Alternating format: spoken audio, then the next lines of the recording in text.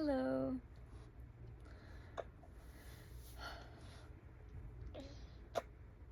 I am here to share my birth story. Finally. I'm here with my son Titus, and he is almost 3 months old. He was born on September 15th, and I'm feeding him right now, as you can see. And yeah, he was born at 6:32 in the morning. Trying not to show my boob.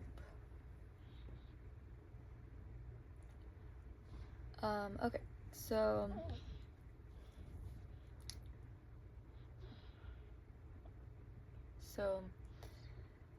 for about 3 days before I went into labor, I was having pre-labor symptoms. Pre-labor is contractions that come on and off before you enter labor. For me, it was happening, the contractions, during the nighttime, and then during the day they would taper off, and so I was not getting very good sleep at night, but then during the day it would mellow out, and I would stay at home, I think, do things occasionally out and about, but I would try to just stay at home and stretch, make sure I was nourishing my body with lots of protein and hydration, and yeah, I was just preparing to go into labor. So that happened for about 3 days, and each night it did increase. The contractions increased, and the time in between each contraction increased. So by the time that, I believe it was Sunday night, yeah, we stayed at home from church that day and watched church on the TV. And this was the first day where I was still having contractions during the day. They were spaced apart, more so, I think, by like 10 minutes or 15 minutes, sometimes 20, still a little bit more sporadic, but I was actually having them consistently throughout the day, which was not happening the 2 days prior. And it was around 9:30 p.m., 10 p.m. that I started to notice things increase a bit. My husband and I decided to start baking some pumpkin spice chocolate chip cookies that we were going to make for our midwives at the birthing center. Our plan was to have the baby at the birth center, unmedicated, water birth.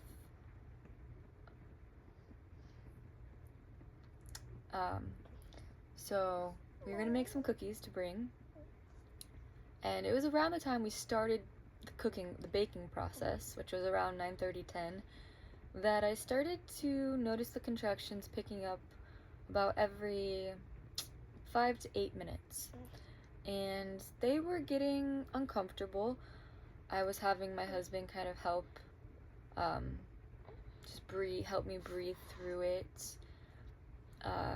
I didn't really feel like cooking at this point because they were happening more frequently, and I was just kind of getting in the zone slowly, and so he pretty much took over the baking. And little did we know things were going to speed up pretty quickly. It was around, the next few hours, I would say I was like in and out of contraction every 5 to 8 minutes. And I would occasionally track them on an app on my phone. I came up into the living room. We live in an RV, by the way. We live in a 40-foot RV, 2018.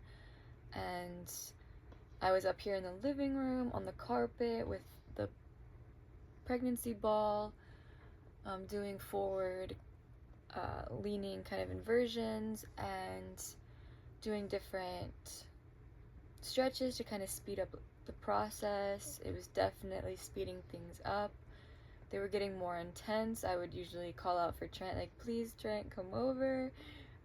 and he would come over and help me through the contraction. The contractions were lasting close to a minute, and throughout those few hours it just started to get more and more intense. By about 1 or 2 a.m., I think it was actually about midnight that I did throw up.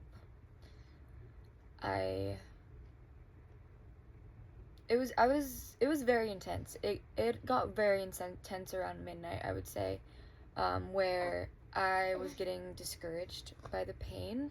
I felt alone because it was just my husband and I here, and I was not expecting it to feel this intense. I was having a hard time relaxing through the contractions, which I thought would be a lot easier given my background in yoga and dance and breath work, things like that. I thought I had more confidence in that area, but it was very hard for me to relax my muscles. And each wave of contractions, I felt like it was so uncomfortable, so painful that I couldn't like sit still. I was moving a lot, I remember. And then it was becoming hard for me to breathe. And that's kind of around the time where I threw up. And I decided to take a shower. Took a hot shower. Did help a little bit. But my body seemed like it was going into a little bit of shock from the intensity that escalated so quickly. And so it was around 2 a.m., I want to say, that I had a gush of blood. And for context, I was having some bloody show. I was having blood, I would say, those 3 days of pre-labor. I was having some blood discharge. But this one was a gush that I felt, and it was a lot more blood. So I sent a picture to the midwife because I was a little concerned. Because at this point, the contractions were really hurting. They were picking up, and it was a lot of sharpness, sharp pain in my abdomen and back, and I looked at my husband, and I was just like, this is making me nervous. So we sent a picture to my midwife. We called her. She said blood is not something she likes to mess around with. It could be nothing. It could be nothing major. Could just be completely normal. Or it could be placenta early eruption, I believe is what she said, where the placenta detaches early, which is very dangerous. When she said that, my heart dropped to my stomach.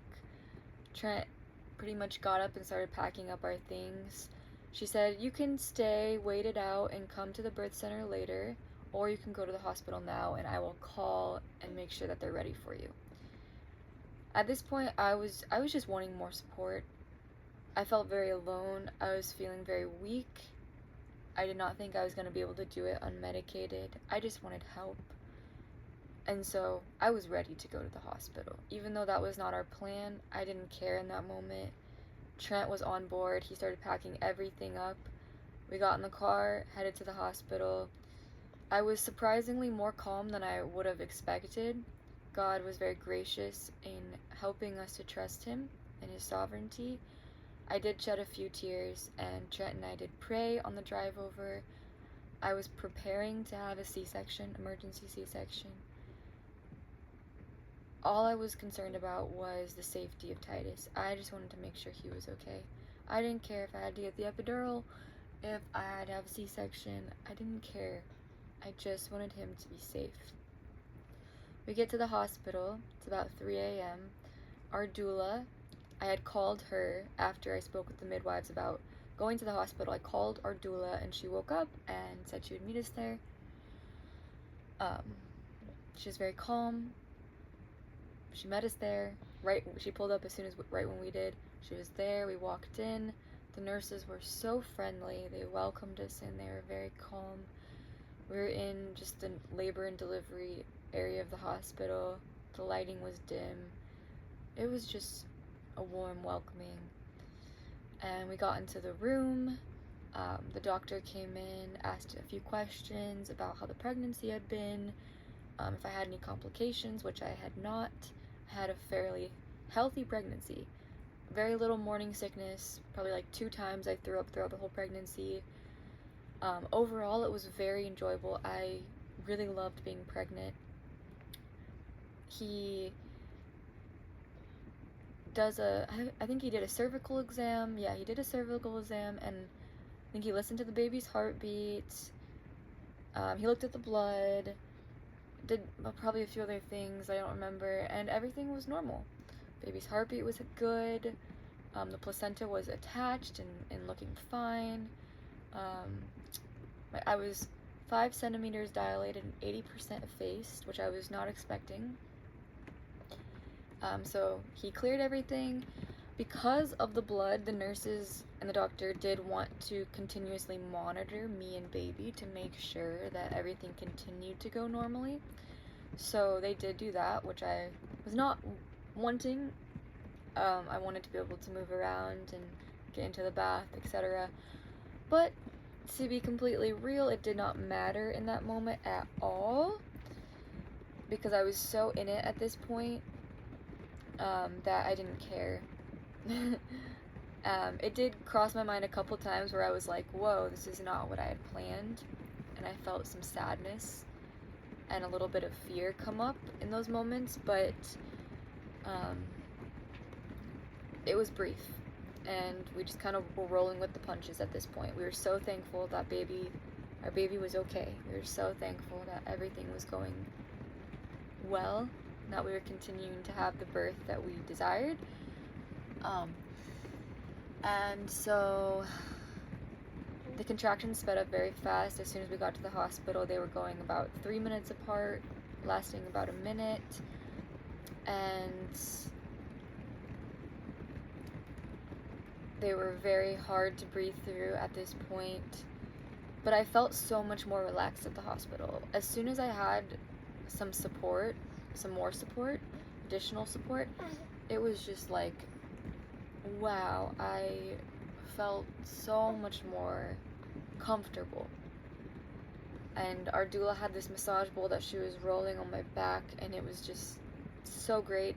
It helped so much. That was pretty much the only thing that I really used to cope with the pain, even though I had planned to use so many of these different coping mechanisms, I guess, to deal with the pain, but I didn't end up using really any of them. It didn't really help. I tried, and they didn't really do anything for me personally. And so this was like the one thing that really helped me. She was just on there the whole time pretty much. And then Trent was across from me, my husband, and he was just praying with me, encouraging me, holding my hand, helping me to breathe through. And then the nurse was like very close to me throughout the whole thing, trying to get the baby's heartbeat, because she kept getting them mixed up, my heartbeat and his, and so she had to like physically like find his heartbeat on my belly. So there was a lot going on. I was moving positions about every 30 minutes or so, which I was also doing while I was laboring at home. I was really trying to move throughout labor and to shift positions, and I could tell that it was doing something. So we were continuing that at the hospital, and I would rotate positions. And by like 6 a.m., I told the nurses that it feels like I am going to poop. There's a lot of pressure, and they're like, okay, this is a good sign. Let us know when you feel even more like you are going to poop. It was probably a few minutes later, and I was like, yeah, I really feel like I'm going to poop. And they're like, okay, tell us when you can't not, like, when that sensation is just so strong that it's like, and it was like a minute later, I was like, yep, yes. And they're like, okay, we're gonna get the doctor to come in. And then like while we were waiting for the doctor, I said, okay, I'm feeling a burning sensation. And they're like, okay, this is good. Normally they would just allow me to kind of start pushing when I felt the in it's just a feeling that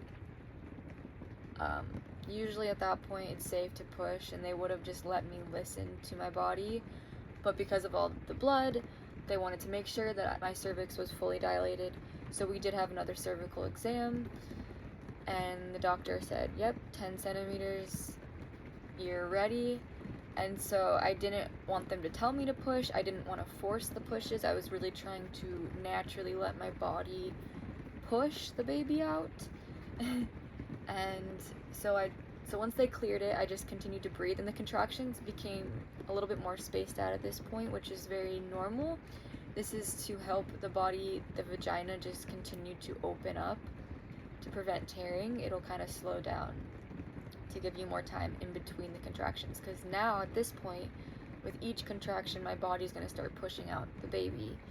Well, that's what happened for me, at least. So the contraction would come, and this feeling to push that I could not deny or shake would happen, and I would just like be pushing, and it was the most intense feeling ever. It felt like everything was splitting open.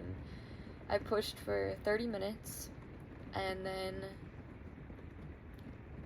they said, well, the total time of pushing was 30 minutes, but at some point they were like, okay, we see his head, do you want to feel his head?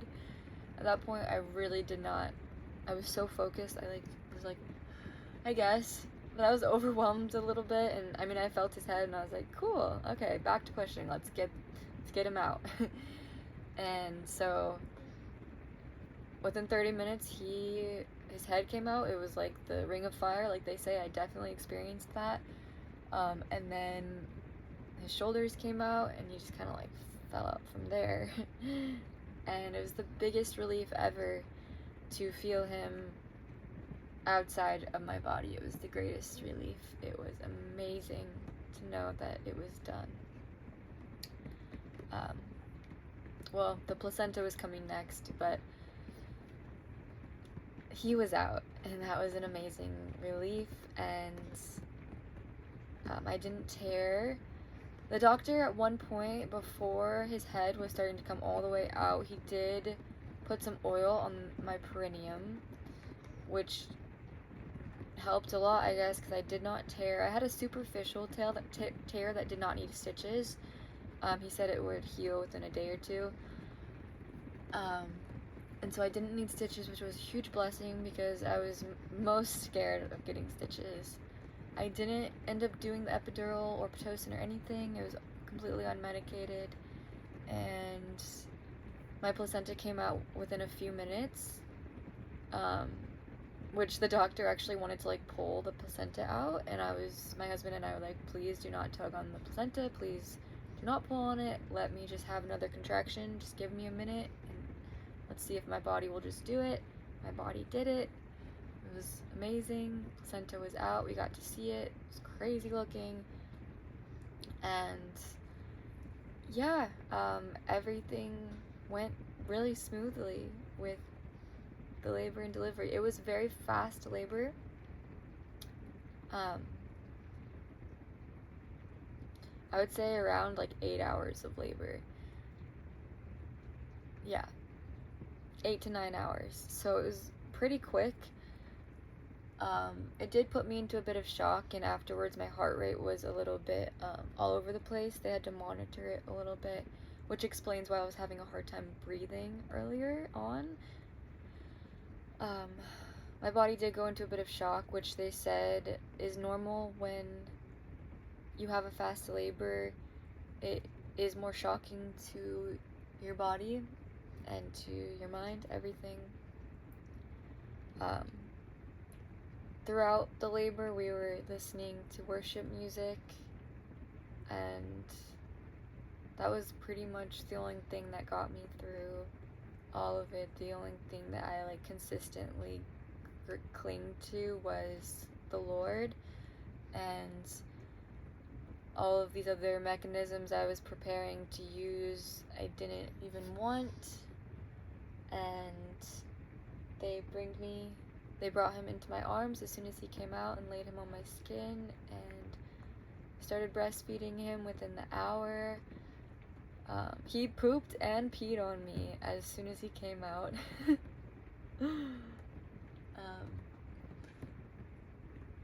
Yeah, it was surreal. It was a little terrifying. It was beautiful. Felt like this little cocoon being in the hospital for the next few days. We were there a little bit longer than we had wanted because right before we were about to be discharged, his temperature was like 0.4 higher than normal, so they wanted us to stay.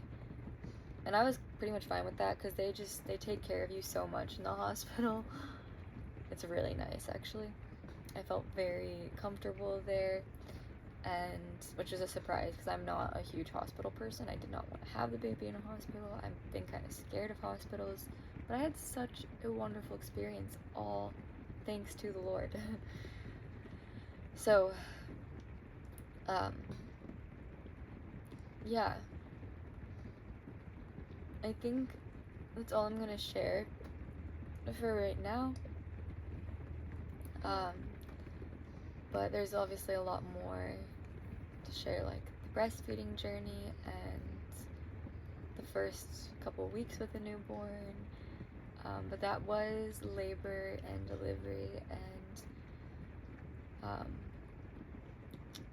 yeah, I wasn't overflowing with emotions when he came out, to be transparent as well.